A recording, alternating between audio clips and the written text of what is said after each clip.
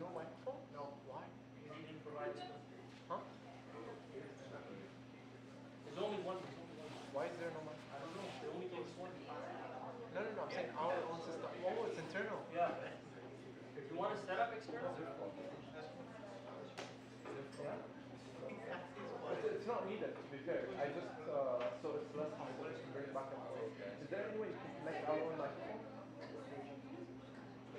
We don't have XLR. No. Okay, I'll use this and I'll give it to the speaker. Okay. I think you could do that. Check.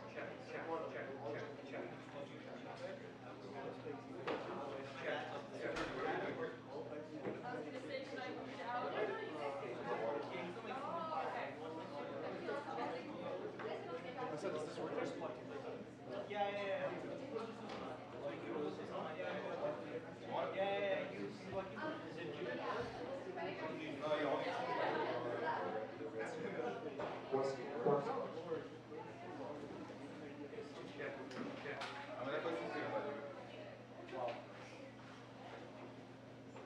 Only the highest tech.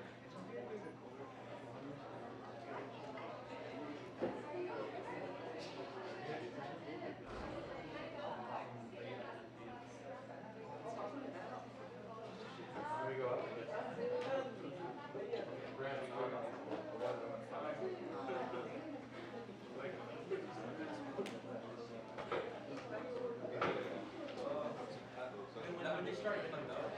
Feel free to grab the pizzas and then settle down. We'll start in about 5 minutes, inshallah.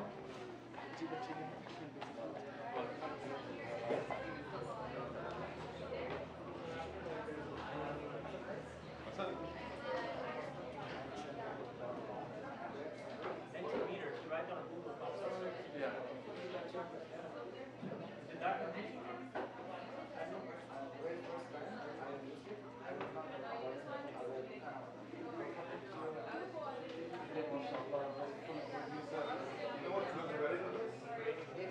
couldn't hear properly.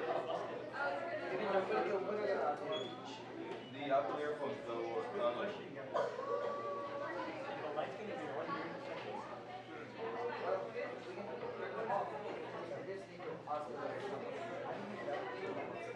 Yes, it's like the lights, cameras, everything's set up so the lights have. Turn off the lights above. Look at it.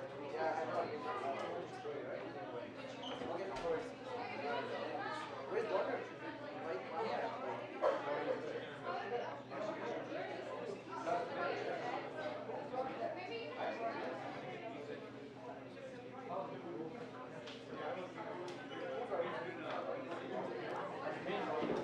Wow.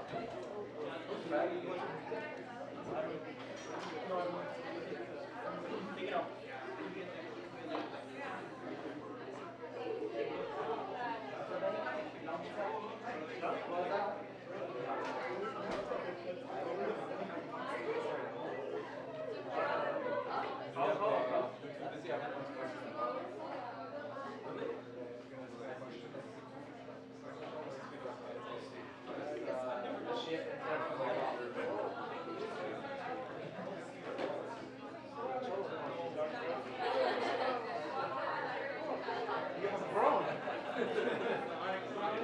How you doing?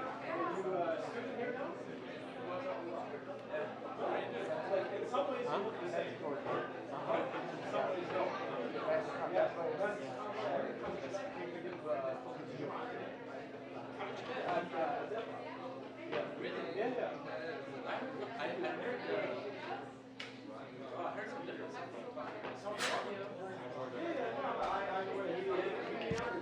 Folks who are watching live stream, we'll be getting started in hopefully 5 minutes. Jazakallah khair.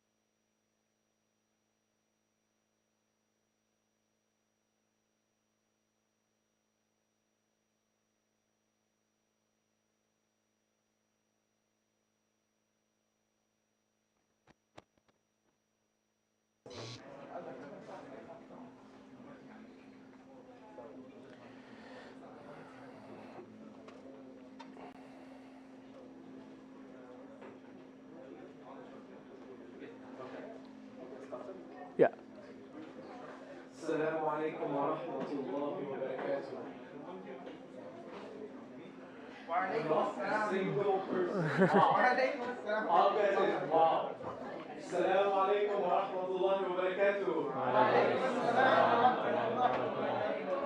Okay, way better. MashaAllah. Anyone wants to explain what that means in English? Shoot your shot. Any volunteer? Come on, guys. What does Assalamu alaikum wa rahmatullahi wa barakatuh mean? May the peace and blessings be upon you. MashaAllah. So just to repeat that, Assalamu alaikum means may the peace and blessings be upon you. So that is the beauty of Islam. We always start with peace. That is something essential to us, alhamdulillah. So before we get in, I just want to say, like, Jazakumullah khair for everyone coming out. It's honestly, for me personally, today was a very hectic day. And I walked in here and I saw all of you and I was like, MashaAllah, like, this amount of energy is just rejuvenated me, subhanAllah. It's like the family someone comes to at the end of a very hectic day.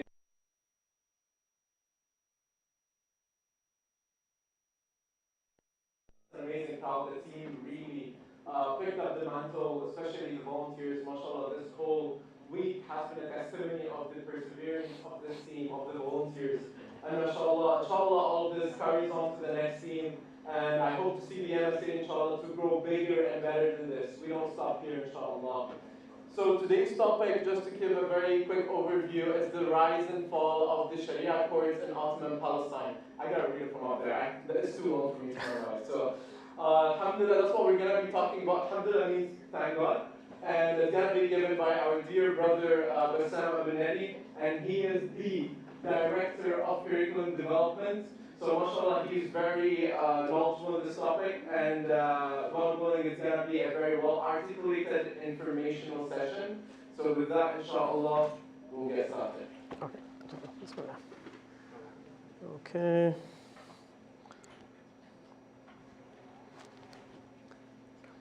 Okay. Bismillah, alhamdulillah, wa salatu wa salam ala rasulillah. Again, you can all hear me okay? So there are like more people here than I was expecting.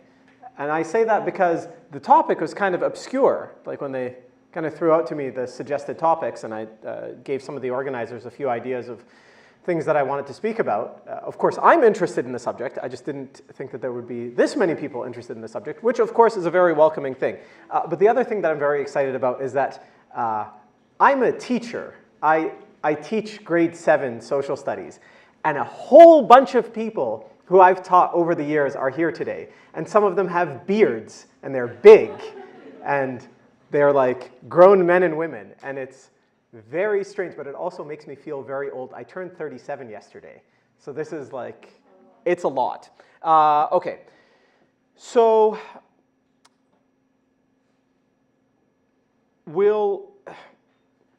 I will try to keep this talk as simple as possible, despite the fact that the name is a little bit misleading, because the talk is not just about the rise and fall of the Sharia courts, but the rise and fall of the Sharia in Ottoman Palestine in general.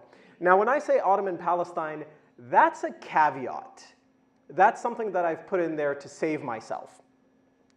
The reality is that I'm speaking about the rise and fall of the Sharia and the Ottoman Empire in general. But because my specialization is in Ottoman Palestine, and because all of the sources that I've used focus on Ottoman Palestine, I put that there because there may be some things that were specific to Ottoman Palestine that didn't happen in the Balkans or Anatolia or somewhere else. But the reality is almost all of what I'm going to say today applies to the rest of the Ottoman world. So it's a caveat for the sake of intellectual honesty, but don't think about it as being super exclusive to Ottoman Palestine. Okay, so the first question that I will ask is, what is a caliphate? What was the Khilafah? And secondly, when did the caliphate collapse or dissolve? And this is a small enough room where I feel like I could ask questions and actually expect answers in return. So for those of you who are somewhat well read in their history, what was the Khilafah, first and foremost? The Khilafah is the Arabic word for caliphate. What was the caliphate? Yeah, go ahead.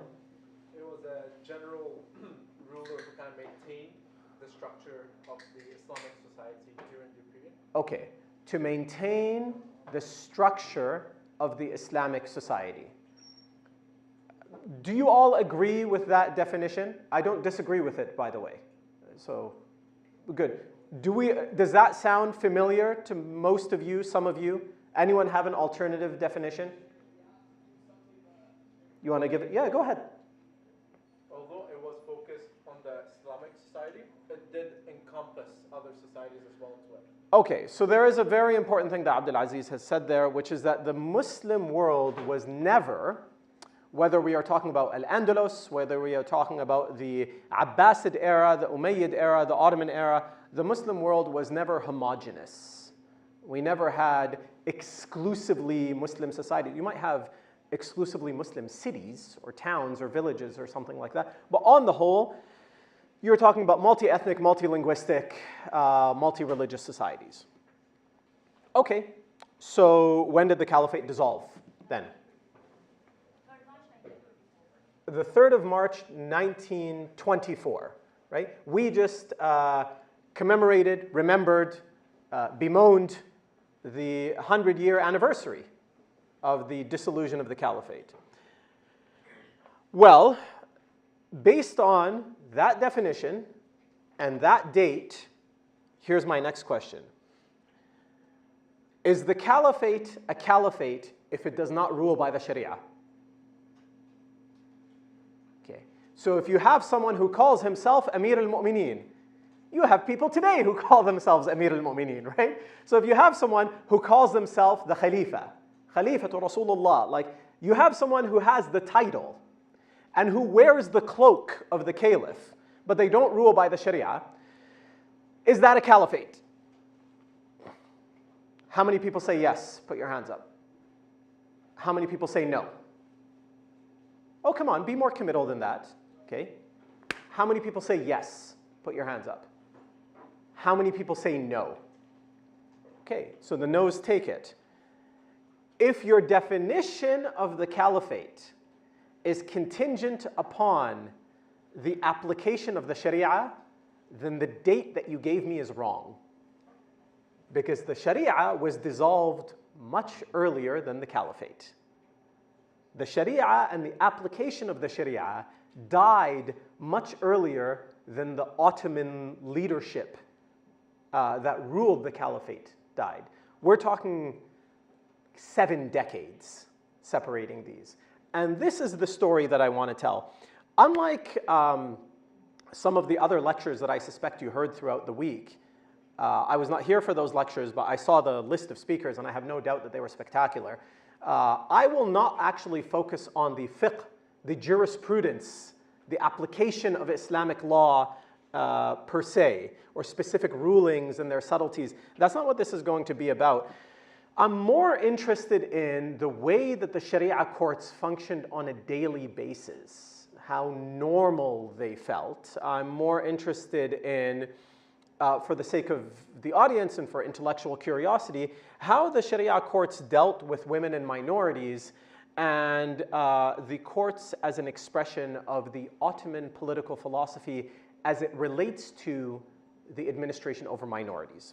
Okay, so that's going to be a really big part of today's talk. I want to focus on how did the Ottomans view, how did the Ottoman universe relate to the pluralistic reality that they lived in. Let me say this in the simplest way that I can.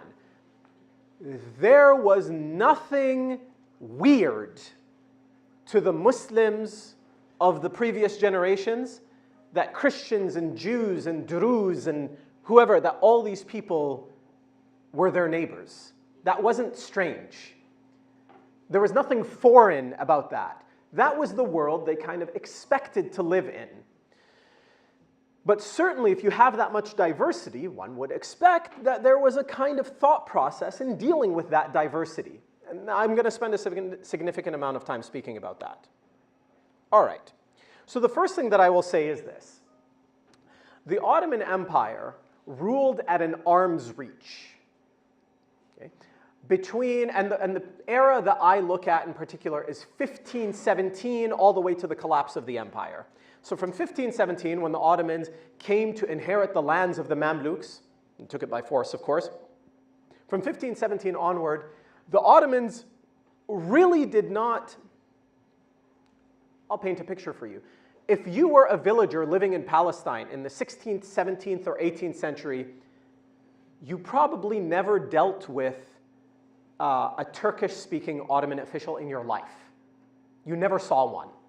To the extent that you dealt with the empire at all, it was through local proxies. It was through people that the Ottoman Empire appointed to rule on their behalf and to administer on their behalf.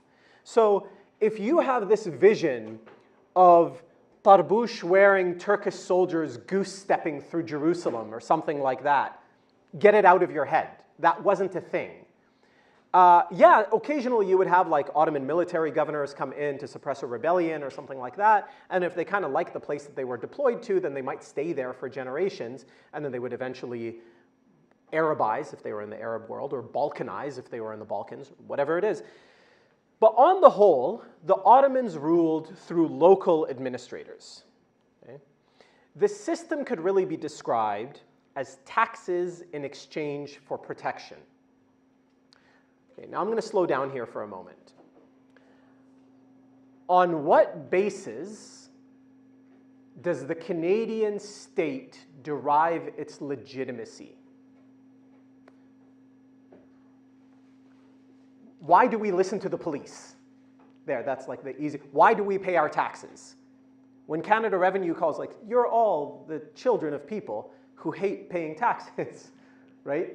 Many of us are small business owners or come from families of small business owners, and we hate dealing with Canada Revenue. I come from a family where my mother, to this very day, hates speaking to the police. Like, doesn't like dealing with law enforcement at all.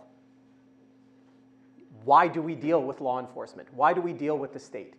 Why, when I had to go get my passport renewed, did I bother even going through this process?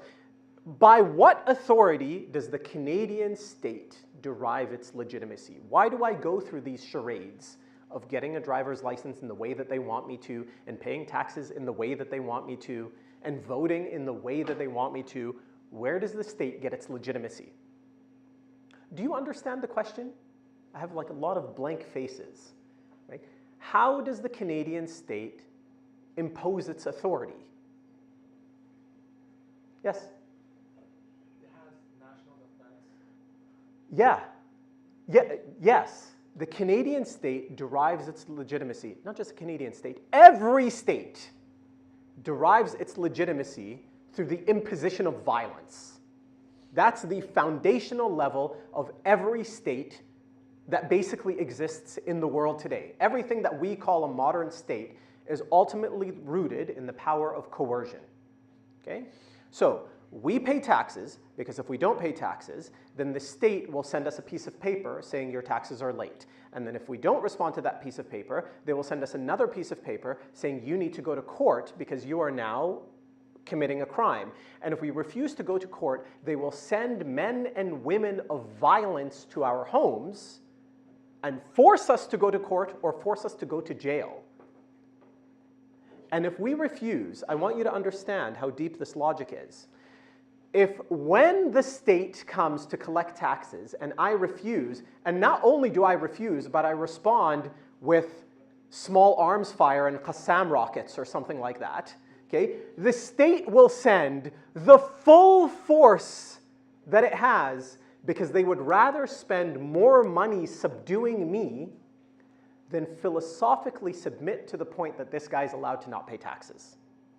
You know, you understand? Like, they will send Apache helicopters and SWAT teams to the extent that, like, the Canadian military has these things. But anyways, they will send, like, the full force that they have at their disposal to stop me from saying, I'm going to evade taxes. And that is where the state derives its legitimacy. The Ottoman Empire did not possess the ability to impose its will in that fashion in Palestine, in Greater Syria, in the frontier regions of Transjordan. The Ottoman Empire did not possess that. Not only did the Ottoman Empire not possess that, no empire did. That's a very modern thing that I'm talking about. So where did the Ottoman Empire derive its legitimacy? From the protection and the delivery of religious services.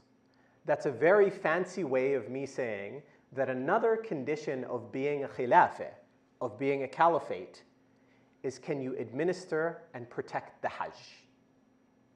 That was more important to the legitimacy of the Ottoman Caliphate than collecting taxes.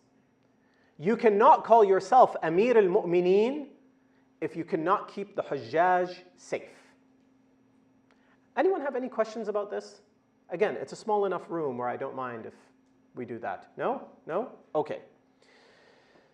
So how were services delivered then? Because surely the Ottomans delivered some services, and they kind of did, although most of the services were delivered by local actors in the name of the Ottomans. And those services came in the form of awqaf, or awqaf is a plural of the Arabic word waqf. And a waqf is a trust, but that doesn't help at all. So I define it like this.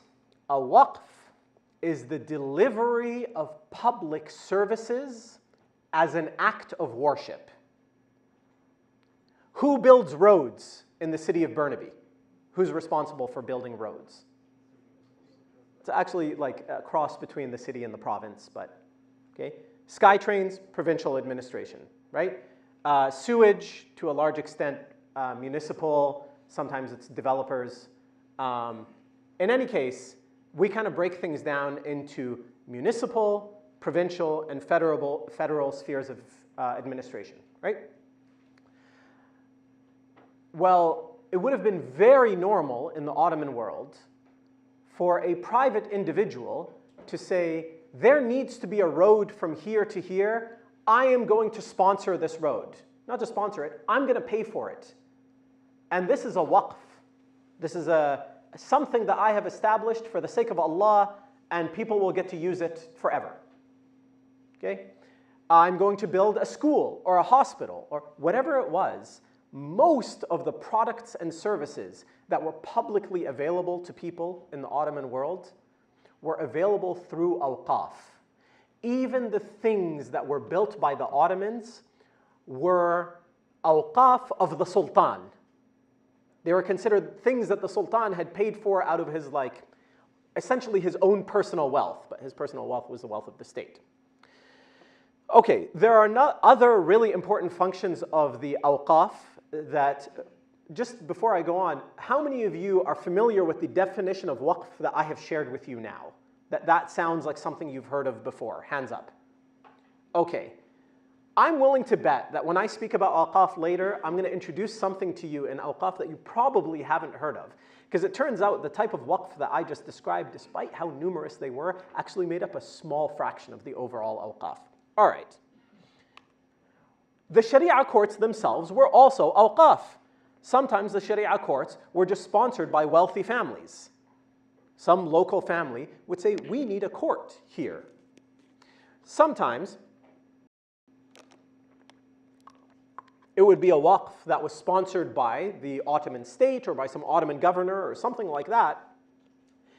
And they weren't really self-sustaining from tax revenue so much as they were self-sustaining from the fees that they collected to deliver their services. Now, what I really want to focus on here, because I find it a point of particular interest, is that the Sharia courts were a family business in Palestine.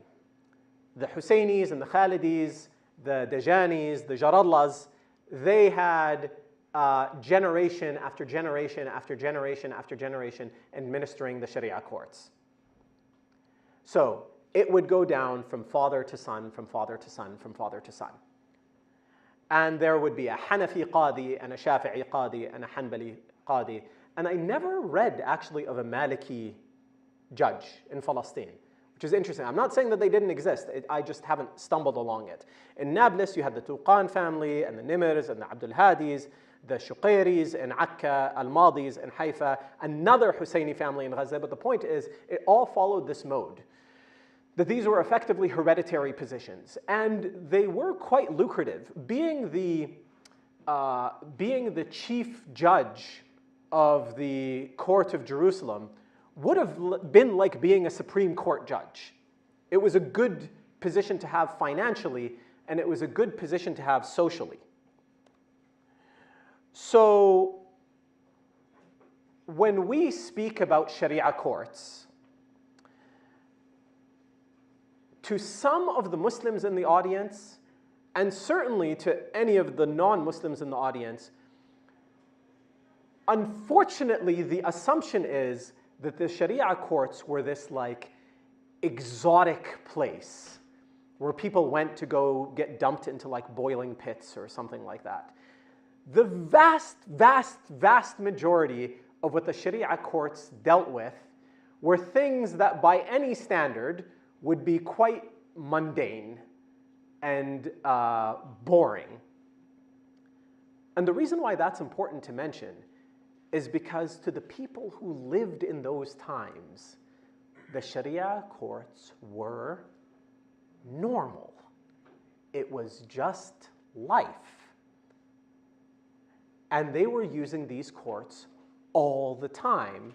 And I have personally read of instances where the Sharia courts were administrating law in disputes between two Christians. Now, this is despite the fact that the Christians had access to their own courts. This was part of the Ottoman legal administrative system, I will speak about this later, where the Christians and the Jews and other communities didn't need to rely on the Sharia courts. They could create their own court system according to their own legal traditions, and they didn't need to use the Sharia courts. So we could talk later about why they decided to use the Sharia courts, but the main thing that the Ottoman courts were used for were two things. Number one, the administration, the maintenance, the management of awqaf, and number two were disputes of inheritance. Okay. I spoke briefly about a waqf being the delivery of public service as an act of worship. The vast majority of awqaf were not that. Between 1517 and the 1850s, there wasn't much in the way of private property law in the Ottoman Empire. Most people lived on communally held land. And most people who owned buildings built those buildings for a particular purpose, but it wasn't zoned the way that modern, I know this is getting, like, I have at least one person here who deals with like municipal administrative management who's probably enjoying this, but for the rest of you, you're thinking like, why is he talking about this so much? It ends up being really important. For the vast majority of people, they weren't zoning land the way that they do now. So if you built a home, or if you built a flour mill, if you built a wood shop, if you built a bakery or something like that, and you were afraid that somewhere down the line someone was going to usurp this from your children, here's what you would do. Here's what they did in Ottoman Palestine. You would create a waqf for that building, and the waqf would read like this. This building is the property of my family until the biological termination of our family. And after the biological termination of our family, this building will be given fi sabilillah. Okay? So what that means is you've created a waqf for generations down the line, but not today. Today it is not a waqf. Today it really just operates as like a private business or a private residence. Okay? But it gives you a piece of paper that says you inhabit that building or you operate that business. And the Sharia courts were super busy either administrating and issuing these waqf documents or debating and contesting them when people were in fact trying to take buildings from their cousins or their brothers or whoever or their neighbors, just like the way that people do now. Which brings us to the other most commonly used purpose of the Sharia courts, inheritance. People were disputing over inheritance all the time. So why would they use the Sharia courts? Like, what was the main drive to use them? Because just a heads up, the use of the Sharia courts was not mandatory. If you have a problem now, you have to go to court. You didn't have to go to these Sharia courts, but people chose to. Why do you think they chose to go? Why do you think two Palestinians from Nablus or Gaza or something chose to go to the Sharia court rather than not? Because I'm willing to bet that the vast majority of you, if you didn't have to deal with ICBC, you wouldn't. So why? Why do they go to these courts all the time? Fairness. Maybe the alternative is that families get involved and it becomes like a tribal thing. Spot on. You're from Dar'a, right? Yeah. So he knows this. Because the alternative is that these families will kill each other. Right? And this is not an exaggeration. You're talking about a time where almost everyone was armed. Right? And if we're getting into after the 18th century, Palestine experienced a kind of financial boom. Bedouins and peasants were using a lot of their increased revenues to buy European-made weapons, and Palestine was awash with guns. So suddenly, using the Sharia courts, even if it doesn't rule in your favor, is certainly better than the alternative, which is annihilating each other. So what about the imposition of social norms? Because again, I think the vast majority of people imagined that the Sharia courts were, again, more exotic than the picture that I'm painting for you. I think most people imagine that the Sharia courts were busy dragging in like young girls, and somebody says, she was not wearing a hijab, and then everyone goes, kill her, and it's just this like, but this is not what never happened. There is no documented case like this, and here's why. Because the imposition of social norms tended to be something that was applied on the family level. So, all people functioned, whether they were urban Palestinians or rural Palestinians, that is peasant Palestinians, or Bedouin Palestinians, they belonged to either Hammoulas, which is like a family of families, or big notable families, big urban families, or tribes.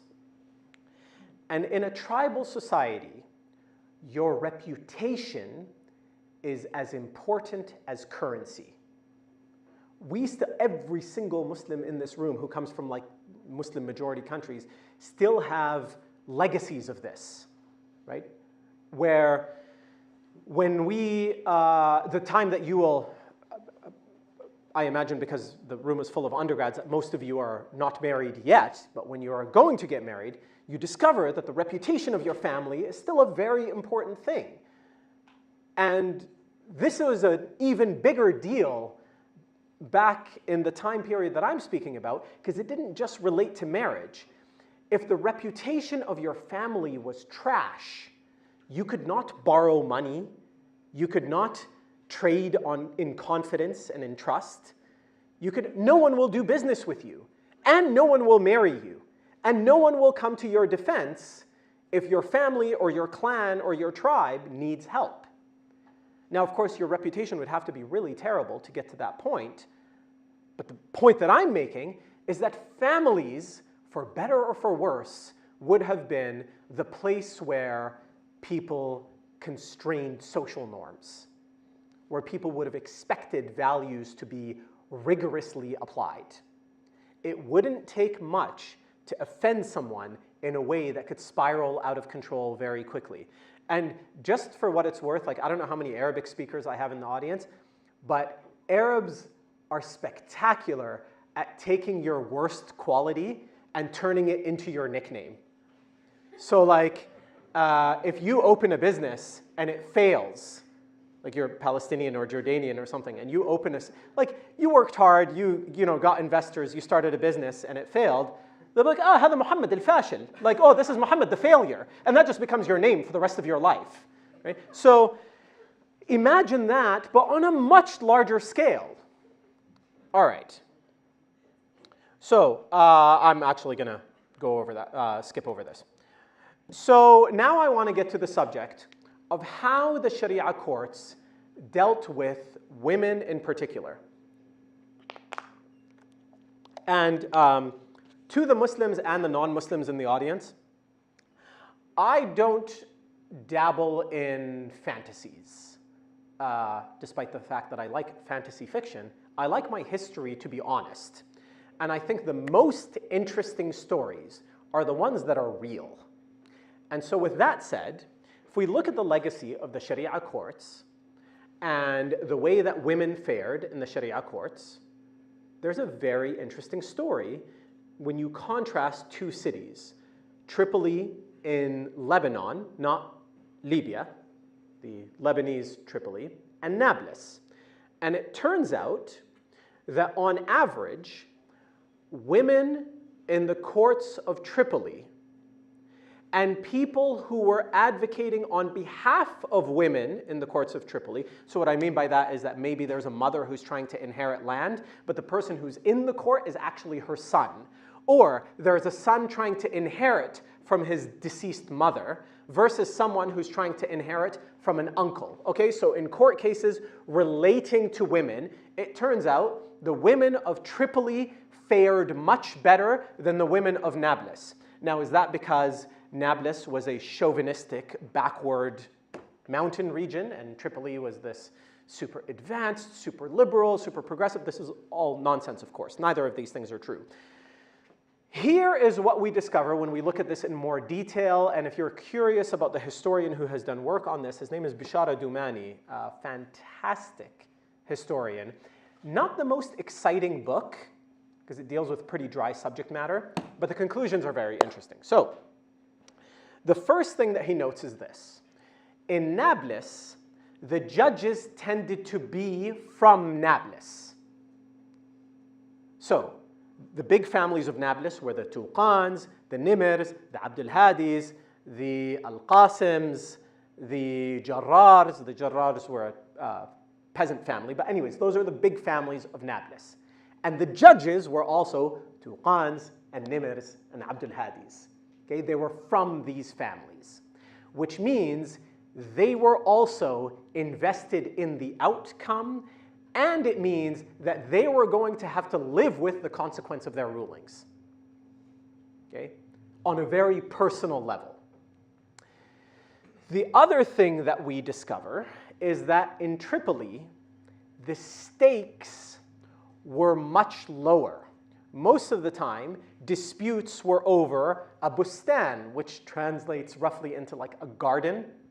So in terms of the acreage of the land that is being disputed over, it was much smaller. Whereas in Nablus, disputes were usually over something that was described as a bayara, which is like an orchard, which is big. So the stakes were higher. The judges were personally and familially invested.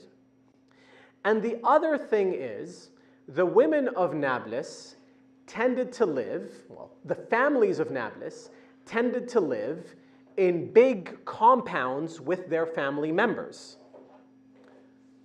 whereas the families of Tripoli tended to live in private homes.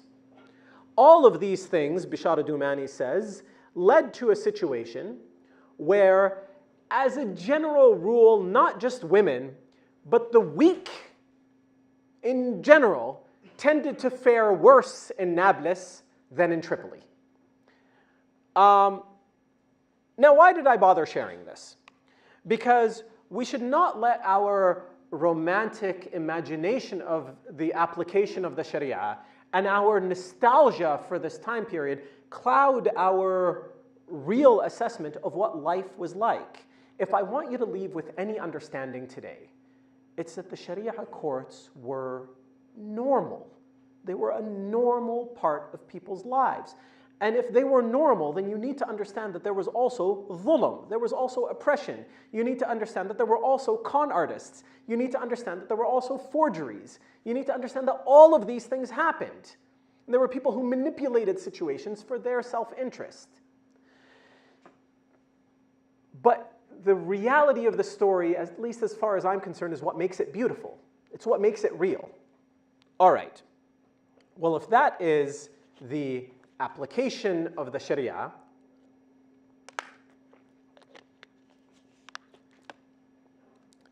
and if it was so normal and so mundane, why did it collapse? And why did it collapse decades before the Ottoman Empire actually collapsed? And so now I will introduce you to the dichotomy that describes the differences in philosophy of how to deal with minorities in the West and in the Ottoman world. And it can really be broken down into two broad concepts: equality versus tolerance. So far as, well, actually, I'll get there in a bit. As nation states came to take the place of empires, these new nation states, these new polities, they were like new operating systems that were running old apps. And they had applications like Christian theology, Darwinism, Enlightenment philosophy. They had capitalist economics. And an emergent property from these apps is the principle of equality, that all men are created equal. So why does this emerge in the era of the nation state? British Columbia is a big province, right? Okay. So in order to build the SkyTrain line that is being built in Fleetwood in Surrey right now, how many people here are from Surrey? Right. Yes. Join me to the shanty town when we return home. In order to build the SkyTrain line in Surrey, we collect taxes from people in Vancouver, right? We take all the money from those yuppies and we build SkyTrains in the Fraser Valley. And that's how every nation state works. We take money from wealthy regions and build massive infrastructure projects in regions that could not afford them. Yes? Okay, do any of you have a problem with the idea of money being taken from taxpayers in Surrey to pay for services in Canal? When there's a big forest fire, what do we send to put out the forest fire? We send first responders, right? We send firefighters. Who do you think pays for that? Do you think the people of Kitimat and the people of Canal and the people of Prince George, do you think they pay for that? Have you ever been to those towns? They don't have the money to pay for these things. We pay for it. Do any of you have a problem with that? I presume not. But would you have a problem with it? And I want you to really think about this. Why do you not have a problem with it? Why do you not have a problem with us paying to put out fires in Kitimat? Yeah? Because they're in need. Because they are in need? Perfect. How about if there was a forest fire in Seattle? Not our jurisdiction. Not my monkeys, not my circus, right? This is somebody else's problem. Let Biden deal with it, okay? But the thing is, Seattle is actually like geographically closer to us than Kitimat. You've probably been to Seattle. Have you ever been to Kitimat? Right, okay, so we have this like administrative boundary where we say, no way that I'll pay for that. Somebody else needs to pay for that, but I'm fine paying for this. We take money from our wealthy provinces and we subsidize Atlantic provinces that have no money, right? That haven't generated a lot of revenue in a long time. Okay, this would not be possible without two things. One, it would not be possible without the imposition of violence. In the same way that when you go through, I know we're all like boycotting Tim Hortons, but when we did go through a Tim Hortons drive-thru and they said, do you want to donate $1 to some whatever? Sometimes you say yes, a lot of the time you say no, because it's voluntary. But if you drove up to the Tim Hortons drive-thru and they put a gun to your head, and they said, where's the extra $1, right? That would be the most Surrey thing ever. But they don't do that. But if they did, they'd collect $1 every time. the imposition of violence makes tax collection possible. Okay, so the first thing is that you need state-sponsored violence. But the other thing that you need is the sense that you and the people of Kitimat belong to one community in some way, shape, or form. We are physically closer to Seattle, and we're physically closer to Blaine, Washington, than we are to Castlegar, BC, right? But we're all bought into a story that we are all equal parts of one Canadian family, okay? That is a story, and we've bought into it. And it's a story that's conveyed to us through education, and we all have a pretty common idea of what it means to be Canadian. And so, such a world prefers equality because you are all being taxed to deliver services to each other, whether you like it or not. Now, somebody here must be thinking, yeah, but like, clearly people are not actually equal, right? Like, what do you make of indigenous people and slaves when Western nations were ostensibly creating a system based on equality? The United States, in the Constitution, it says all men are created equal. Okay? So when you deal with internal others, and this is one of the, well, actually, I don't want to lose this part. So you want to create a system where you have equal and equitable access to resources, right? And access to services. And an equal and equitable place in the story. The problem, though, is this. When you have people who you clearly do not want to be equal, then something has to give. If you say all men are created equal, and then you say these people can never be more than slaves, then you must also say these people are not human. They are less than human in some way. See, all men are created equal, but those are not men. Those are savages. And this is one of the defects of the equality mechanism in dealing with diversity, in that the imposition of equality means we all need to have one story. We have one story that we're all plugged into because we're all one big happy family. But if they speak French, or they're Catholics, or they're Shia, or they're whatever, right? There's like something that makes them different in the equality matrix, then they are not human. They're something else then. At the very least, they are not us. They are some internal other that we have to keep on the outside. On the other hand, this was not a problem for the vast majority of Ottoman history, because in the system of tolerance, the inhabitants of the Ottoman Empire were not citizens, they were subjects, and the Muslims were subjects too. But the Muslims could be thought of as the preferred subjects. In fact, not just thought of, that's actually what they were called, the preferred millet.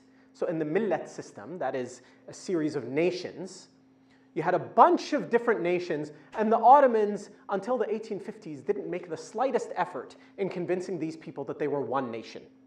Did not put in the effort to do that. Because it didn't matter. Okay? And of these various nations, the Muslim nation is the preferred one. And by the preferred one, really what that meant is that all public life was in a sense catered to them and to their sensibilities. Expressions of public life, expressions of authority, all of this really reflected a Muslim mode of being. But you did not need to be a member of the preferred millet to access resources and to access services. I'll pause here for a moment and explain why this is important. If somebody comes traveling here from Newfoundland and they get really sick, should they be allowed to go to the hospital in BC, like in Surrey, Vancouver, Burnaby? What do you guys think? Okay, if somebody came to Surrey, actually, what feels like a lifetime ago, I had a project that I was doing in Prince George, and there was a man in Prince George whose wife had cancer, like one of the people that I was working with, and every few weeks he had to fly into Vancouver for cancer treatment. They didn't have that treatment in Prince George. Do any of you have a problem with that? No? Okay, I didn't think so. So again, would you have a problem if someone was flying in from Seattle? Yeah. What if 100,000 people a month were flying in from Seattle to go to Surrey Memorial Hospital? Do you have a problem with that? Yeah, suddenly you do, right? Okay, you shook your head very enthusiastically. Oh, yeah. No, so that's, okay.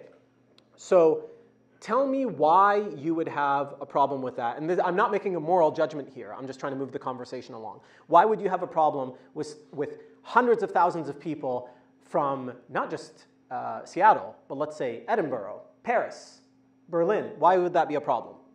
I think it creates like an incentive for people to use the resources of our country, even though they're under the jurisdiction of another country. Right. The resources of our country, right? Not the Sultan's country, your country, right? Whereas for the people living in the Ottoman Empire, this was the Sultan's realm, right? They just lived in it. The idea that this belonged to them was inconceivable, right? You are living under the mercy of the Sultan, and occasionally the Sultan would need to drag you into some war in a place you've never heard of, and these were not pleasant circumstances. Again, I don't dabble in fantasies. I'm trying to deal with like the reality of the historical record. So the thing is that in a system of tolerance, where you didn't need to be part of the preferred millet to access services, and services were created by awqaf, yeah, people who didn't belong to the preferred millet used hospitals that were created by Muslims, or used bakeries that were created by Muslims, or used wells that were created by Muslims all the time. It didn't matter. It didn't cross their mind that these people don't own this thing, or that you need to be part of an exclusive group because we all paid tax revenue to make this, because they didn't use it, or they didn't create it based on tax revenue. They created it because it was a private trust. It's a whole different world. And it's also a world that didn't require very high levels of state coercion. As far as minorities were concerned, they could represent themselves through their own state institutions. Muslims have a really hard time with this. See, we know with certainty that in Al-Andalus, there were churches, there were synagogues, there were Christians, there were Jews. In the Ottoman Empire, there were huge numbers of Christians and Jews, and they rang their bells in churches, and they wore the cloaks and the clothes of their religion. And then we look around the world now, and we see a place like France where there is a hijab ban. We see a place like Quebec where there are hijab bans in the public service. And what you're actually seeing is the difference in philosophy between tolerance and equality. You're watching it play out right before you, right now. Because in a place like France, they want everyone to be like them. In the Muslim world, that was never considered something that was necessary. When I say never, I mean until the 1850s. I'm going to get to you how all this collapses.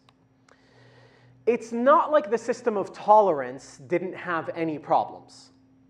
It had a few problems. One problem is, in the system of tolerance, the Ottoman state never bothered to promote a narrative where we are one big giant family. But if you feel like you're on the outside of society, you might be susceptible to other stories where people are telling you that you're part of our family, like the Maronite Christians, who became very close to the French imperial powers, like the Greek Orthodox, who became very close to the Russian imperial powers. And so creating the system that kind of allowed people to just live and let live allowed them to become susceptible to essentially European infiltration.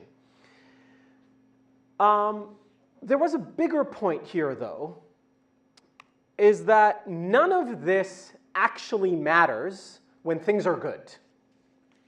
Okay, so I'm going to do a brief recap. Equality We tax everyone, we deliver services on a pretty equitable basis, and the only way that people will agree to this is if we use enormous amounts of violence, but we also convince them that we are them, and they are us. Okay, the example that I use with my students is if you were pulled over by the RCMP, you were pulled over by the police, you see a badge, I think it has like a buffalo in it or something, right? And it says RCMP, and then it has the acronym in French or something like that, right?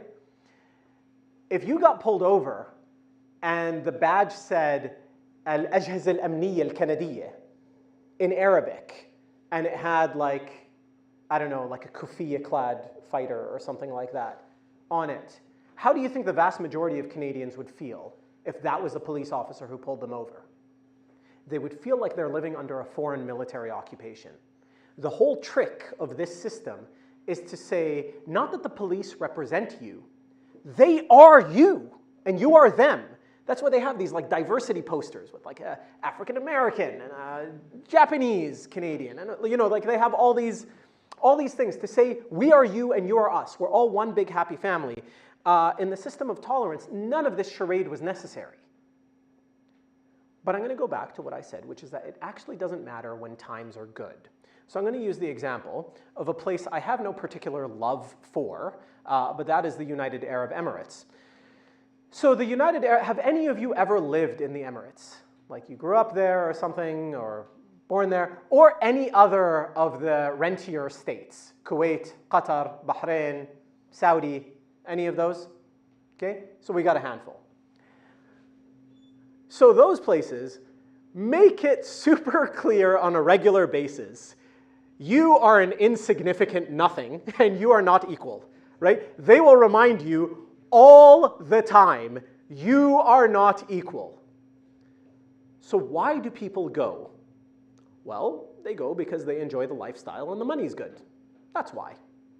Why does a person who is treated as an equal in Scotland go and teach English in Saudi Arabia and live out their entire career there? Again, because they like the lifestyle and the money's good. Okay? Or they can put up with the lifestyle and the money's good. Okay? Maybe they don't love the lifestyle, but the income is good enough. It's a good retirement plan, works for them. How many of them do you think would stick around if the money wasn't so good? Right? As long as things are going well, nobody cares. These aren't tough questions. People will put up with either equality or tolerance. And both have a long history of successes and failures. Abdul Aziz, how am I doing for time? Perfect. I'm almost done. Now, according to the European thinking of the 19th century, the Ottoman Empire was civilizationally defective. It was broken in two distinct ways. Number one, the Ottoman Empire did not have a state. They did not possess complete control over the use of violence in their peripheries. By the 1830s, 1840s, 1850s, basically the French, the British, the Germans, Austro-Hungarians, they had all imposed violence over their peripheral regions. The Russians were a bit slower coming, but the Russians were working very hard on it. The Ottomans hadn't even started. Okay? So the first thing is that they looked at the Ottomans like they were civilizationally defective because they did not bring to their will the unruly fringes of empire. The second way that the Europeans considered the Ottomans to be defective was that they ruled over a multi-ethnic, multi-linguistic, and a diverse place.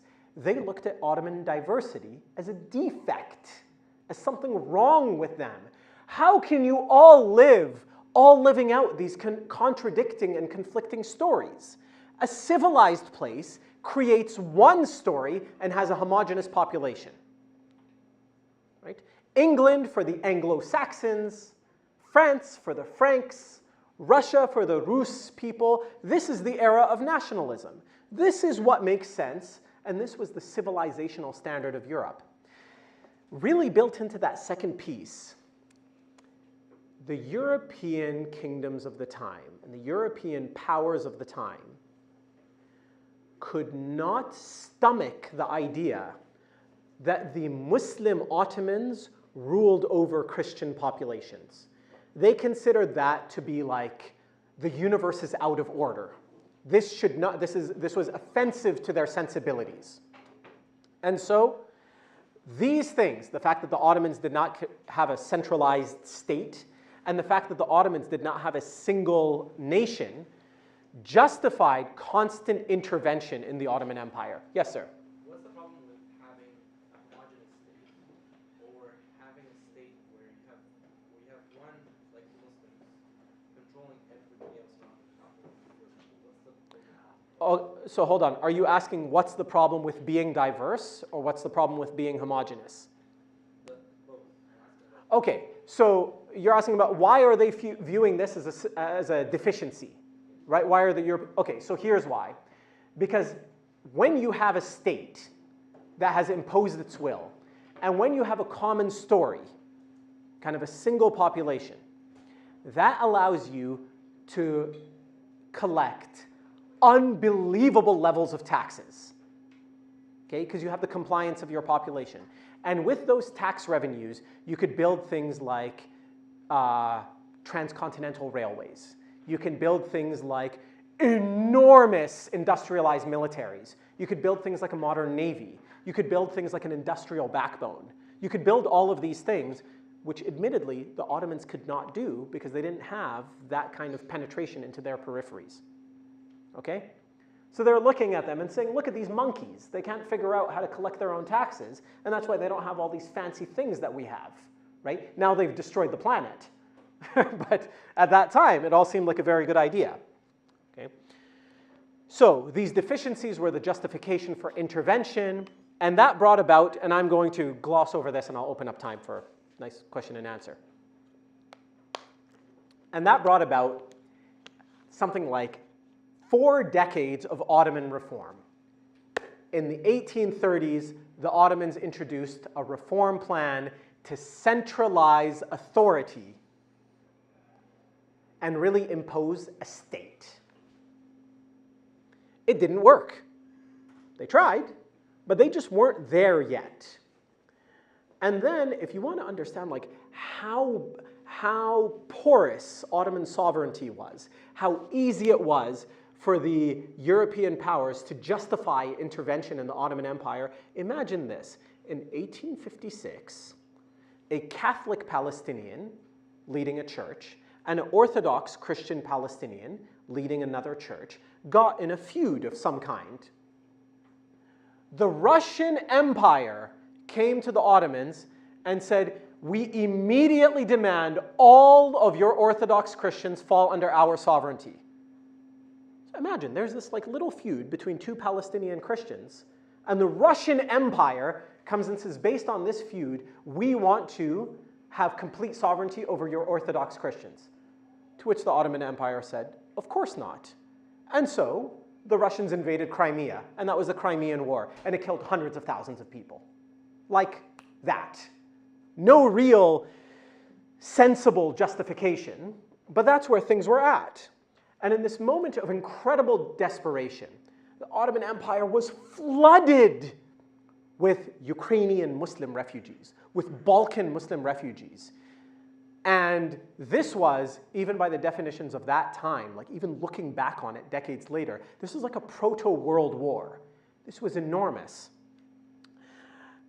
And the British leaned very heavily on the Ottomans to tell them that if only you were to make your system more equal, we wouldn't be so worried about how you treat your Christian populations. Keep in mind, this was at a time when the British put a giant cage around southern Sudan, and they called it the human zoo. So the British were telling the Ottomans, we want you to treat your minorities better, while they are like enslaving people around the world, they are massacring people in the Indian subcontinent. Like, the hypocrisy is, well, it's actually very modern. Like, it's exactly the hypocrisy we see now. And so in 1856, the Ottoman Empire introduced a civil legal system that legally made Muslims, Christians, and Jews completely equal, abolishing the Sharia. And so, from that point on, the Sharia no longer became a meaningful part of day-to-day life in the Ottoman Empire. They continued to have Sharia courts for inheritance. They continued to have Sharia courts for death and divorce. But otherwise, the Sharia courts really lost their main function. Do you think that stopped European intervention? No, not even close. Despite all of the promises and all of the assurances, despite the fact that they stopped collecting the jizya, despite the jizya was a tax imposed on non-Muslims, despite the fact that there was no jizya, and despite the fact that they said, hey, now that we're equals, we want Christians and Jews to serve in the military, the Christians and the Jews of Palestine said, absolutely not, we'll pay you a tax instead. How much should the tax be? Guess what? The tax ended up being exactly the same value as the jizya. Now they were just paying it voluntarily. In any case, that brought about effectively the end of the Sharia, and you could really say with some seriousness that by 1856 the Ottoman state was no longer a caliphate. It was a sultanate. It was a domain of Muslim majority rule, but if somebody wanted to say that the caliphate no longer existed at that point, I wouldn't argue with them. Now, what do I have? 5 minutes? Something like that. I will bring up a few things because that's not really the end of the story. We are still living out that story. We still look at the contradiction between equality and tolerance as a very real one. We kind of wonder, why do they demand, why would non-Muslims demand that we dress like them? Why would they demand that we speak like them, or that we act like them, or that we have their values, when we don't impose those things in our communities, or we didn't impose those things in our communities? And that's a really difficult thing for many Muslims, even to this very day, to swallow. But one thing that happened is that after this, the less Islamic the empire actually became, the more Islamic it had to pretend it was. So it needed more Islamic symbols. They needed to build more masajid. They needed to make sure, really, it was after the abolition of the Sharia that the Ottoman Sultanate really began pumping the title of Amir al-Mu'mineen for somebody who previously would have been fine just being called the Sultan. The title of the caliphate became amplified precisely as the Sharia degraded. And if you go back to what I said earlier, where did the Ottoman Empire derive its legitimacy from? It wasn't from the imposition of taxes. It was from the delivery of religious services, protecting the Hujjaj, protecting the world's Muslims. And if the Ottoman Empire could no longer do that, people were starting to question, is this Khilafah even legitimate? Is this even a legitimate caliphate? And as soon as they started asking that, the Ottoman Empire realized they had a very serious problem. They had a problem so serious, I did mention this in one of the other talks before, but I will mention it again. This was such a serious problem that the Ottoman Empire went on a mass campaign of promoting the Hanafi madhab. Now, some of you are chuckling because you may have heard this before. And so I will explain why. Of the Islamic schools of the Sunni theology, the Hanafi madhab was the only one that did not insist that the caliph needs to be from the tribe of Quraysh. The Hanbalis, the Shafi'is, and the Malikis, they had ijma'.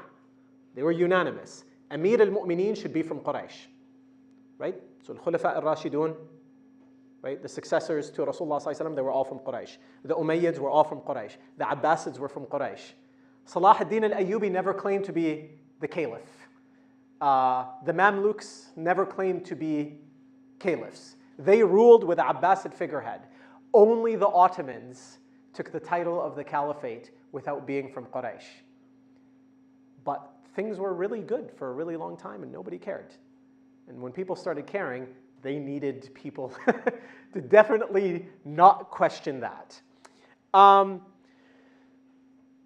want to end off with a new problem that the Ottomans had that they never had before. Between the 1850s to the 1880s, now the Ottomans have slowly created a modern state. They are able to tax even the Bedouins. They are able to impose their will upon the Bedouins and the peasants and the urban Palestinians. They are able to perform the functions of a modern state. And they have created a society that is legally equal. Mission accomplished. And so now we have a whole new problem. Many of your ancestors from the Indian subcontinent performed Hajj. And when they performed Hajj, like many people who perform Hajj today, they got sick. And when they got sick, they needed to use the hospitals in the Hijaz. Was the Ottoman Empire responsible for flipping the bill to treat these Muslims who are technically British subjects? You see, in decades prior to this, the Ottoman Empire would have said, of course, we are the caliphate of the world's Muslims. Our mandate is to protect the Muslims. But their mandate now was to protect the people that lived in those borders, the subject population who are paying taxes to building these hospitals. Now suddenly, the Muslim who is coming from Morocco, which was outside of Ottoman sovereignty, the Muslim who is coming from Algeria, who's under French sovereignty, the Muslim who is coming from Tunisia, who's under French sovereignty, and the Muslim who is coming from the Indian subcontinent under British sovereignty are foreign subjects. And we still deal with that reality to this very day. When you look at the people of Gaza and you realize that these oil sheiks are staring across a few kilometers away and saying, that's not my problem. That's how we arrive at this. That's how we get there. When they are able to look at something just a few kilometers away and say, that's not our responsibility.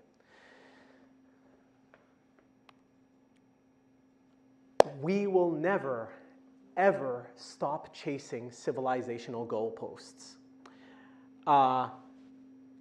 Once we created a state that had and by we, I mean the Muslims, once we created a system where we had a monopoly on violence, or where the state had a monopoly on violence, once we created a system where all of our subject populations became citizens and they were equal and they could vote, the European powers turned around and told us, but you don't treat your women very good. Now keep in mind, their women weren't treated very good. And so once we did that, they told us, I don't really like how your LGBT laws are. And once we change that, they'll come up with something else because they will never, ever be satisfied with us.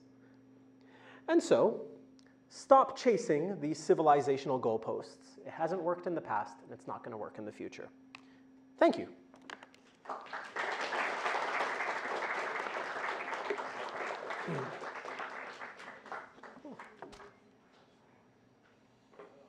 The movie is over. Okay. Oh.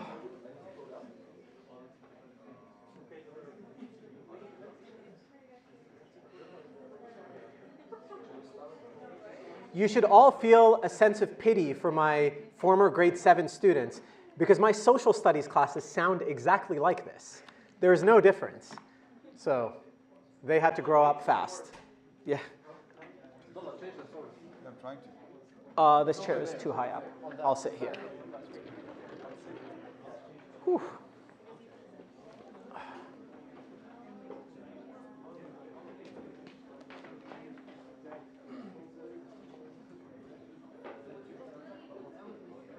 We're getting there, guys. 1 second. Okay, all right.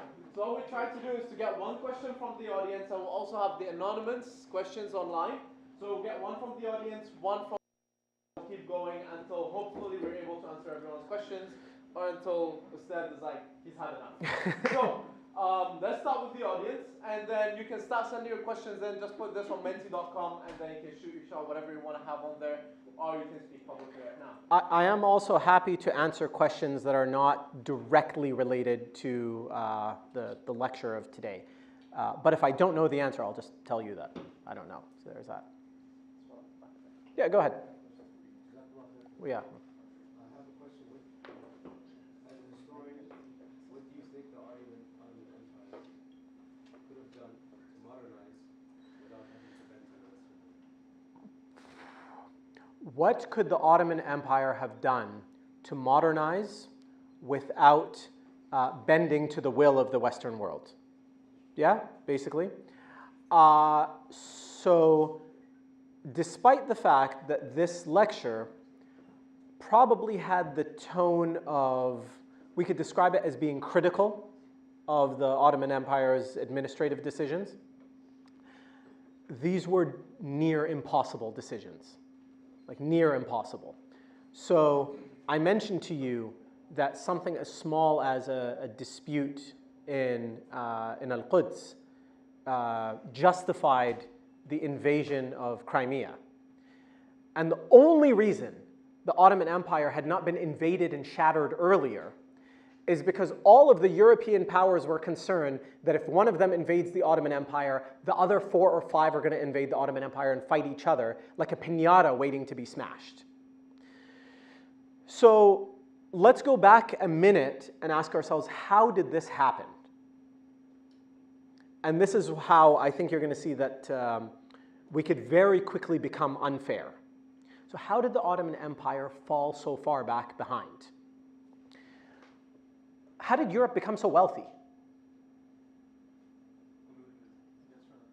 Okay, so somebody said, one person said industrialization, another person said colonialism. Yes, wrong order, right? The colonialism came first. So Europe became so wealthy because they found the Americas. They found the New World, right? And they enslaved the local population, and they also extracted all of its wealth. Why did Europe go looking for the why was Christopher Columbus sailing around the world? Yes?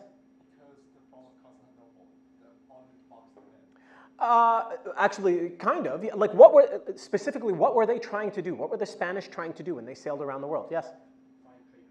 Find a trade route to India, right? They were trying to find what was wrong with the old trade route to India? It went through the Ottomans. The Ottomans controlled the old route to India. So the Ottomans were not interested in sailing across the Atlantic because they had no need to. They already controlled the existing route to India. It was a bet that nobody thought in the time would have paid off. So if you want me to, if you want to say, what could the Ottomans have done differently? I would say, discover Brazil. That's what the Ottomans, but this is not fair, right? Allah decreed that things would play out the way that they did. But in order to modernize, and on some level, we think of modernization as a positive force, like the way that we use the word in English. Modernity is something good. It has positive connotations. Okay? But modernity requires the state. Modernity requires the imposition of violence. Modernity requires capitalism. It requires these forces. It's not optional. It needs these things. And these are incredibly corrosive forces, like we've discovered as time has gone on, but it needs these things. Well, the Ottoman Empire, in order to do all of these things, needed to subject its own population to unbelievable levels of violence. The real story of the Ottoman Empire is not Arab versus Turk. It's not liberal modernist versus conservative fanatic or something like that. It is a central authority trying to survive and a subject population that does not want its sovereignty violated. And these are two conflicting stories throughout the entire history of the Ottoman Empire. And yet, despite all of this, I should say that the Ottoman Empire viewed itself not as imitating the West. It really didn't. And especially in the time of Sultan Abdul Hamid, they viewed themselves as competing with the West. Most of the secular reforms of the 1850s, 60s, 70s, Sultan Abdul Hamid, I don't want to say he overturned them, but he imposed reignited Islamic identity on the Ottoman Empire. if I were to boil down the grievance of modern Muslims as it relates to the Sharia, the vast majority of the people in this room, myself included, have like this deep of a knowledge of the Sharia, right? Are there any ulama here? And I'm like insulting the people in the, okay. So like our collective knowledge of the Sharia is super thin. What bothers us more than anything is the madalleh, it's the humiliation. It's the violation of our sovereignty. It's the violation of our will, our irada, what we want. This is the big gripe, right? So do I think the Ottomans could have done something substantially different and still modernize? I'm not sure. And I mean that honestly. These were impossible choices. I do not envy the people who had to make them. Yeah. So an online question says, well, you're now fourth. I didn't last time this one. Anyways, are you in favor of reviving an Islamic Sharia to complement states or nation? If so, how do we get there? Jazakallah khair, Ustaz. Okay. So,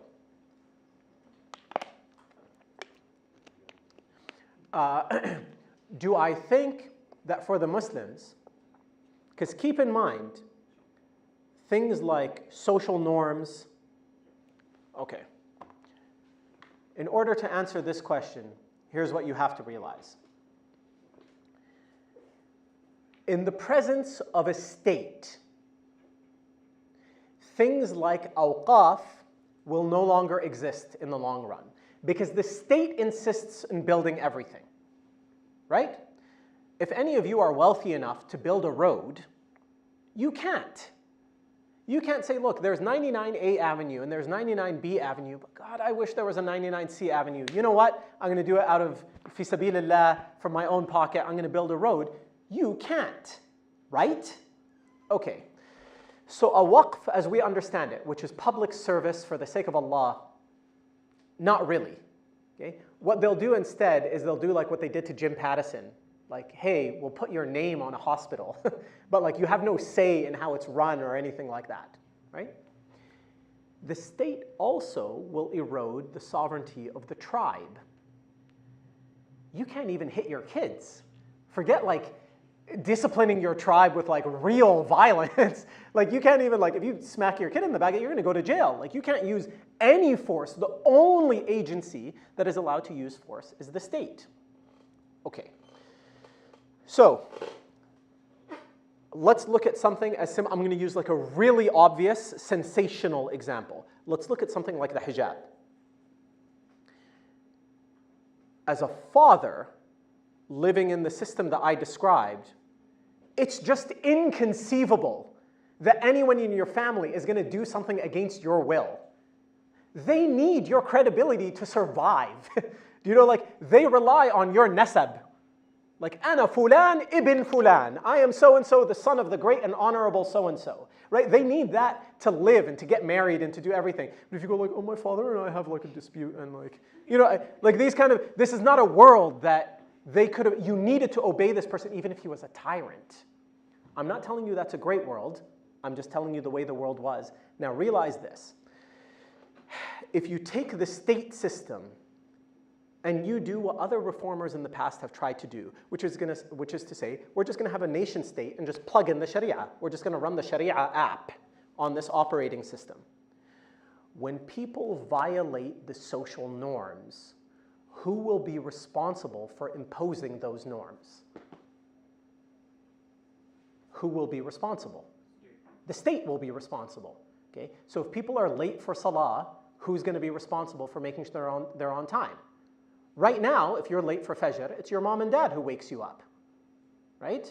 Okay? And if you say, I don't want to, they're gonna smack you and tell you to get up, right? Like this is the way that in the previous world, that's how it would have been. So now if you're late for Salah and you're just kind of loitering in the street and this is a bad thing and you want to impose this social norm, who's gonna impose this? It's the state. Who's gonna impose the hijab? It's gonna be the state. Who's gonna impose eating with your right hand? It's gonna be the state. Does that sound like a place you want to live? Now, I get that for some of you, your knee-jerk reaction is to say yes. The problem is, even the most pious people do not like being told what to do by the state. And the other problem is that the abolition of the tribe and the ascendancy of the state actually allows people to behave reprehensibly without any consequence.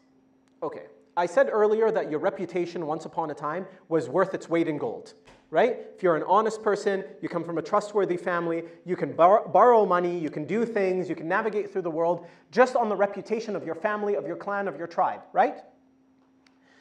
If I go into Best Buy right now to buy a TV or to buy a tablet or something like that, do they care if I'm a sack of garbage? Does it matter to them that I'm a lying, reprehensible human? All that matters to them is that my credit is good and that my money's good. As long as my money's not counterfeit and my credit's good, all is well, right? So the state necessarily removes individuals, it frees individuals from the obligation of being good all the time because your reputation no longer matters. Not only that, the state then becomes responsible for administrating all of these social norms, and this sounds like a tough place to live. Now, I don't have a resolution to that problem. We have never, we as the Muslims, okay, because we are living in systems that were imposed upon us, in borders that we did not choose. Because of all of that, we have never recovered from the existence of the nation state. We still haven't. And I don't have answers to these questions.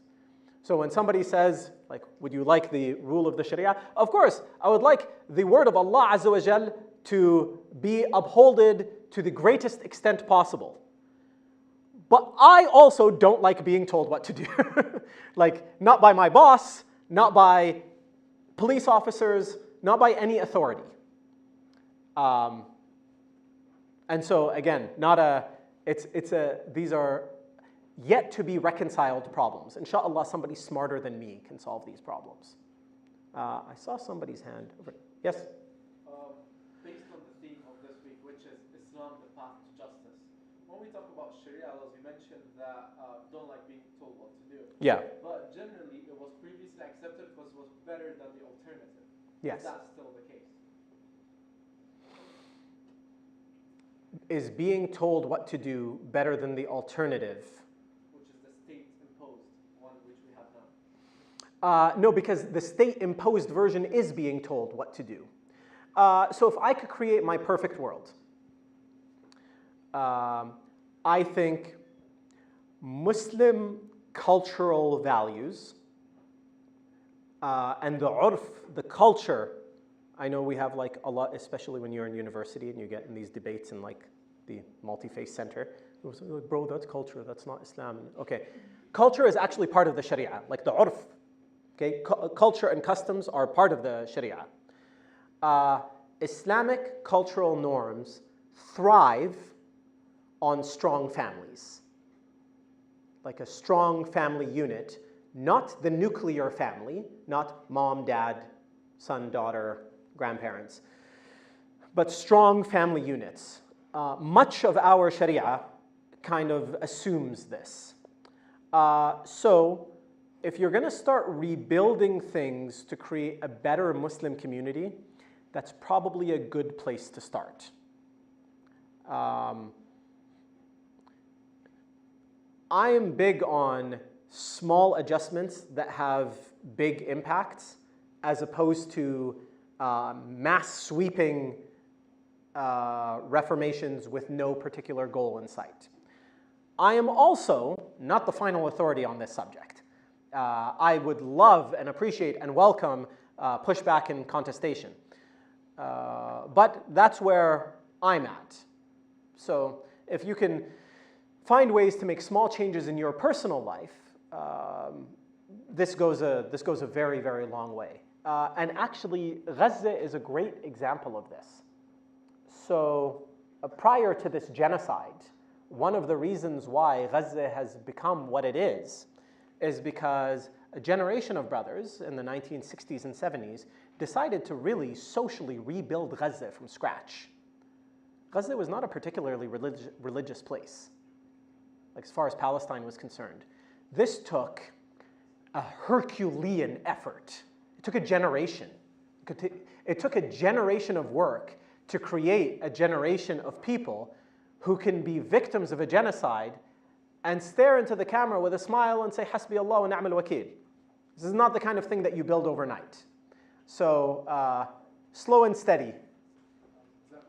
Online question says, do you think it was wrong for European governments to tell the Ottomans to improve the status of women and minorities, given that women had more rights in the West at the time compared to Ottoman areas?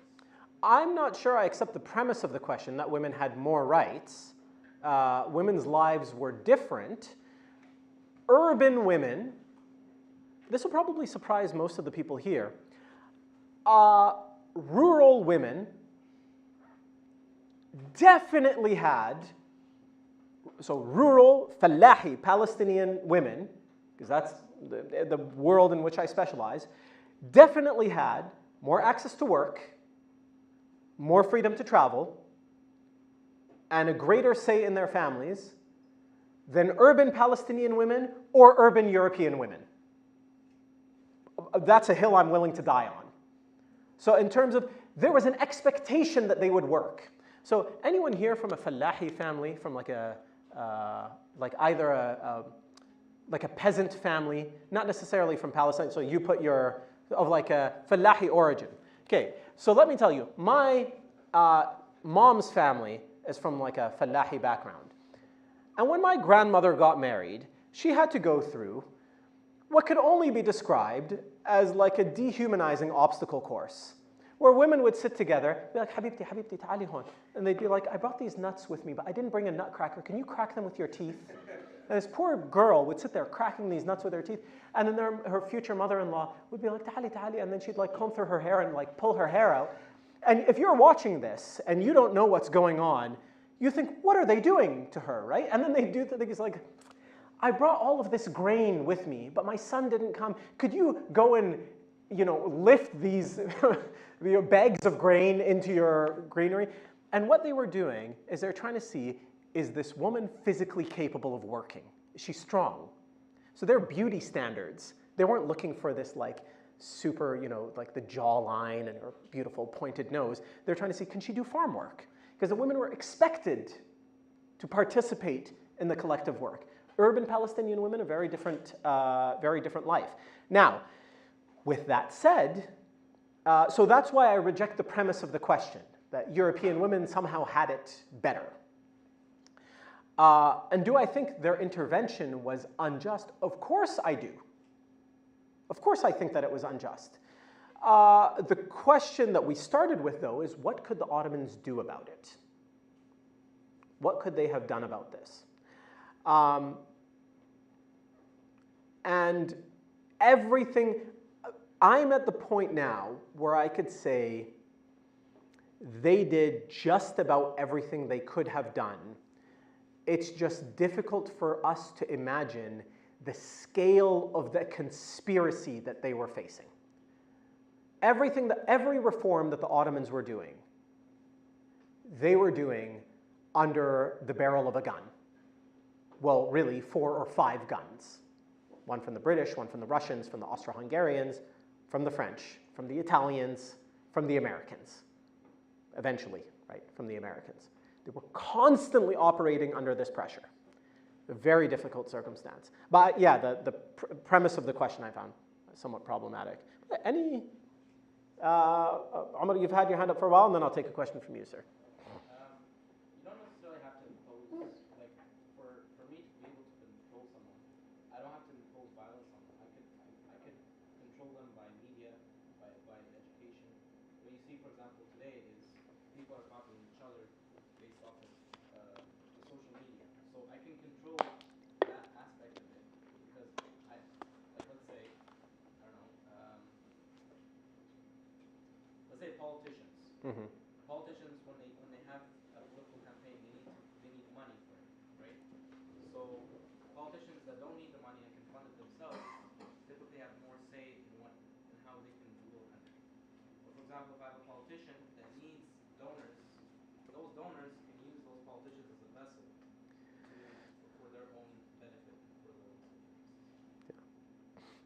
the Holy Land Foundation. Have you ever heard of it?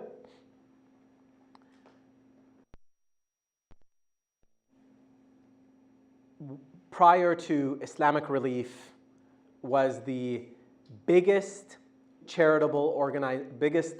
Islamic charity in North America. And it was responsible for, again, until Islamic Relief, there was just nothing in the world that compared to the scale of the Holy Land Foundation. Okay? So in terms of the money that was flowing through the organization, enormous. In terms of the leverage that they had, huge. Right? So we're talking about a major organization doing major work with major money. Okay? In 2002, the Bush administration, through their anti-terrorism laws, came in, shut the Holy Land Foundation down, gave all its founding members life sentences. Without the tools of violence. Like, could you start a bank? You know, a group of our Somali brothers decided, this was before I was married, so maybe 15 years ago. A group of our Somali brothers decided, why are we using Western Union for remittance payments? This kafir organization that charges interest and is totally against our principles, right? Of course, as many of you, I hope, would know, Somalis send a lot of money to their relatives overseas, right? Big community here, a lot of people in need over there, it makes sense. Okay? They could not. They would not grant them, the state would not grant them the rights to create another thing like Western Union. They'll allow you to create something with your own name, but it goes through Western Union.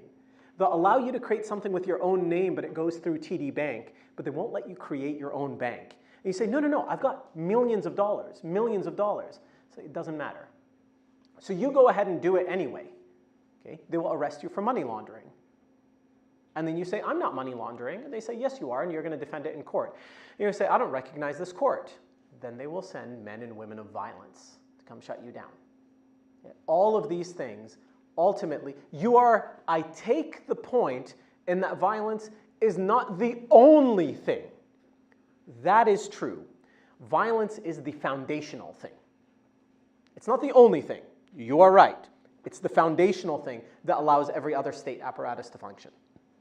And private enterprises on some level. Sure. Well, he had his hand up, so I'll take this question and then go online. Yes. Yeah, come. Some would argue that there was no khilafah after the khilafah of Al-Hasan ibn Ali, since the principle of Shura was disabled. Yes. And they say that it became mulk adil. And the proponents of that opinion, at that time, some of them escaped to Yemen and Oman, and they started making some revolutions. Others would argue that there was a khilafah since those khulafa Islamic services to the Muslims, and since they kept the guardianship of Islam.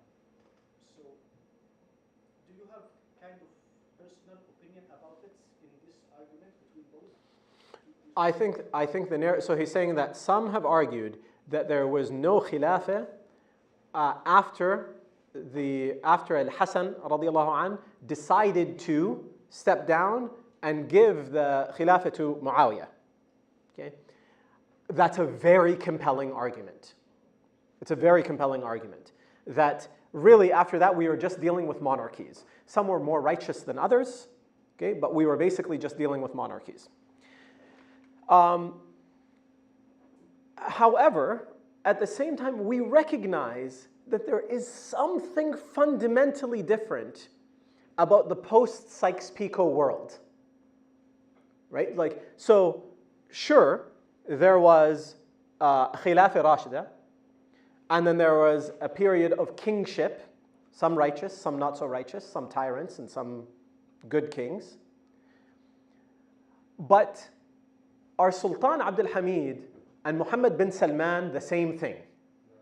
No, right? There is something, so I'm willing to say, hi mish khilafah, hi mish khilafah. I'm willing to, I'll go down there with you, right? But they are not the same. On some level, there's something fundamentally different about Sultan Abdul Hamid and Sultan Abdul Majid, like before him, okay? And comparing them to Mohammed bin Zayed and Mohammed bin Salman. Something is different about these people. So if we want to come up with a third category to say what type of dystopian nightmare we're in now, I'm willing to concede that. There's not a hill I'm willing to die on. Online question says, if Muslims were the preferred group, is it fair to call the caliphate a Muslim supremacist government and society? Is it also fair calling it a colonial power that practiced slavery? No, I like this. Is it fair to call it a Muslim supremacist? I'm actually going to take this as a good faith question at face value. My inclination would be no, because the Ottoman Empire made no effort to impose Muslim values on the private lives of Christians and Jews. There was no effort to be made on them in that regard. So, if we think of France as a fundamentally racist state, I don't know how many people would argue with that, but maybe somebody will, and I don't think they would, but I'll use France as an example. Israel is another great example of that. If we think of them as fundamentally racist states, their desire to impose their will in the homes and in the minds of their populations is unlike anything that would have been experienced in the Ottoman Empire. If you're going to say that, well, no, supremacy just means to give one group an advantage over others, yeah, okay, fine. But the Ottoman Empire also did not really operate a state where those resources that states use would have really propped up these groups. A lot of this you're talking about numbers, right? Now the second part of the question is on slavery, and the reality is, yes, the Ottoman Empire definitely had slaves. Right through to the end, not exactly. And slavery definitely meant something different in the Ottoman Empire than what it meant in North America, or in the Americas in general. So if I'm going to talk about this subject, I'll mention a few things. Probably the most infamous example of slavery in the Ottoman Empire were the Devshirme, something like that. I always read the word, I never actually say it. So the story goes like this. The Ottoman Empire never did this to Christians and Jews in the Arabian Peninsula, but apparently they did this quite a bit in the Balkans, where the Ottoman Empire would go into the Balkans, would go into places inhabited by like Serbs and Croats and these populations, and they would basically take their children. And they would take their children and they would give them the best education that they had available, and they would make them into either super elite soldiers or into government ministers. Okay? Now, if I'm going to be honest, this to me sounds like a residential school on steroids, right? Like you're taking, because they were giving them a better life, but I have 2 kids. Like, I would not like this. And not only that, but I think you'd have a very difficult time making the case that this was a Sharia compliant thing to do. Okay? I'm not here to be an Ottoman evangelist, right? I'm here to just tell the truth of what the historical record says. But also very interestingly is that in Bulgarian, what do they call them when you sing stories to your lullabies? In Bulgarian lullabies, there are Bulgarian lullabies that basically say, I don't know the words because I don't speak Bulgarian, but it ends off with, and if you're lucky, a nice pasha will come and take you away. Now, what's interesting about that is because there is a lot of contestation over how resentful the Christian populations actually were over this. Okay? When some of those Christians converted to Islam en masse, they converted to Islam on the condition, so Bosnian Muslims became Muslim on the condition that their children would be recruited as janissaries. We will become Muslims, but don't stop taking our kids. Now, when I read that, it surprised me. You could read it in the work of historian Karen Barkley. She's done a lot of work on this. But, and I know MSA bros, right? Some of you are thinking, yes, I can't wait to use this in my next debate. Somebody's going to bring this up in my lecture. I'm going to smash him over the head with it. Actually, they loved it. No, like in reality, the truth is never black and white. I bet there were some parents who were devastated to have their children taken away. And the historical record is also clear that there were some parents who felt that they could not give their children possibly a better life. One of the most amazing stories, and I can't remember the names, and I wish I was prepared for this question, was there was a Grand Wazir. Grand Wazir was equivalent to the Prime Minister. Grand Wazir, who was one of these Devshirm, who was the brother of the head of the Orthodox Church. They were full brothers. And they maintained, and they basically like one Muslim and one Christian, but they basically ruled the empire together. Which is an amazing story because they didn't lose their family bonds, which is something that I always thought they had. So do I think that calling it a Muslim supremacist state, my biggest thing with that, and I'll wrap up this question with this, my biggest problem with calling it a Muslim supremacist state is it imposes modern conceptions of what that means on a different time period where that probably is not what you're actually trying to say. Mr. Sure, Mr. Nakhala. Thank you for the great talk. My pleasure. I have a question regarding the Ottoman Empire in Gaza, right? Yes. In the 1920s, there's a lot of Turks and Cypriots that came into Gaza, right? And I always wondered why, because in Gaza you know that there's a lot of Turks and Cypriots.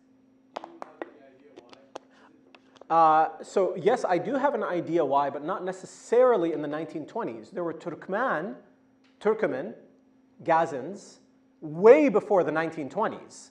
And these are descendants of the Ottoman soldiers and even Seljuk soldiers. Okay, so there are a few things that are unique about Gaza.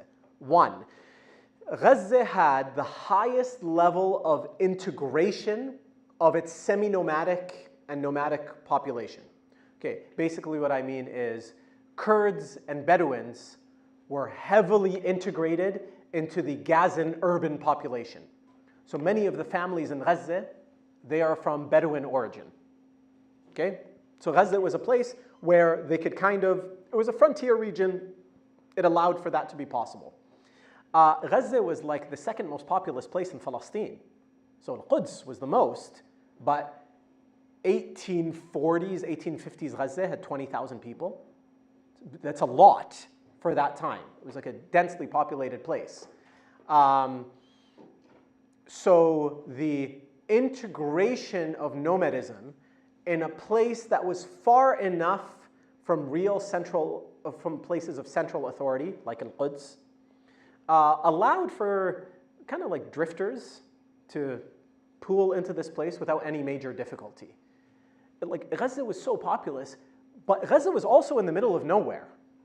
Like most of the population of Palestine lived in Qura, they lived in villages, and they lived in villages of 500 to 1,000 people. And most of these villages were in the north, like around Haifa, around north of Nablus, around Tulkarem, around Jenin, and Safad, like this area.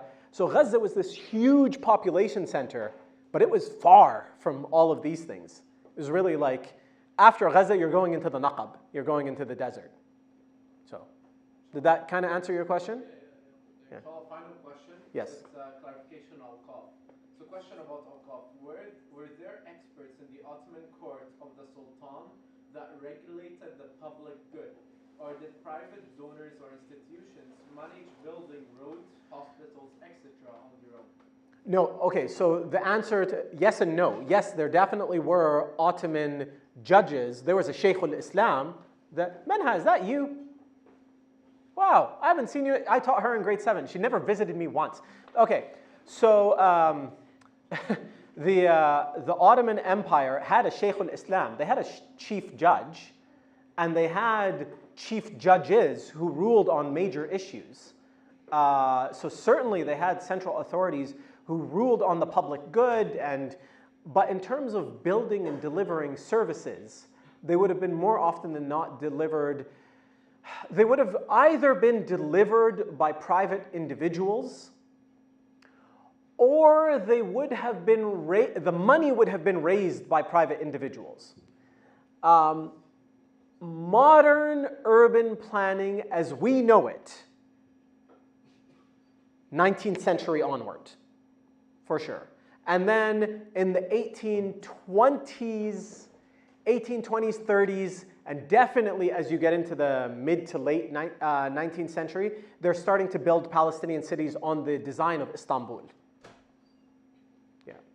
But yeah, so there are people involved in this, but their ability to the Shaykh al-Islam of the Ottoman Empire is not going to come to Nablus to make sure that the road, between Nablus and Tulkarem is, to his liking. It's just not a thing. Okay. So that'll be the end of question. Well, the room halved. Okay. So that'll be the end of it. Something that's very important of the week we're doing is we're actually trying to establish the claim that we're saying Islam is the path to justice. So hopefully we were able to establish that for some of you here who are not Muslims, or hopefully all the Muslims here have that established previously, assuming that. So for the non-Muslims here, hopefully we're able to establish that claim. So I just want to extend an offer. If there's any non-Muslims in the room that want to take the Shahada, of course you're not compelled to do so in public, but it is seen as a good sign, kind of like let the public know. You can do this in your room on your own, just say the Shahada. But if anyone does want to say it in public, kind of like announce it, please feel free. I'll wait for a couple of seconds. If not, we'll move on. Any interested parties? That'll make my night, I'm not gonna lie. I'm waiting for this. I was like, let's do this. Allah yahdikum. Anyone? What is it? Sorry? What is it? Oh, Shahada is declaring your faith in Islam. Sorry, yeah. So basically declaring that you want to become a Muslim is something that can be done, of course, in your own private room, but usually it is seen preferable to let the community know, because then we can get married from them, but that's not the main thing. The main thing is, for example, if you're passing the... That's your sales pitch, man? That's your... It's a very good sales pitch. Yeah. But yeah, usually it kind of like allows you to go into that community. It's an amazing community that, honestly, like just look at all the people offering around you. These are very lovable people. So just declaring your faith is very like, it's literally one line. It just says you bear witness that there's no God except Allah, and that his Prophet Muhammad ﷺ is his last messenger. And that's literally it. Your sins are forgiven. And your sins are forgiven. Everything you've done before that is forgiven. And you basically start from a blank slate. So that is it. Again, you have a couple. I'll wait. Hoping, Anyone? Okay. All right. With that, I want to commend the decor team. I was like, mashallah, this looks really nice. And I want to, wow, okay, that was unexpected.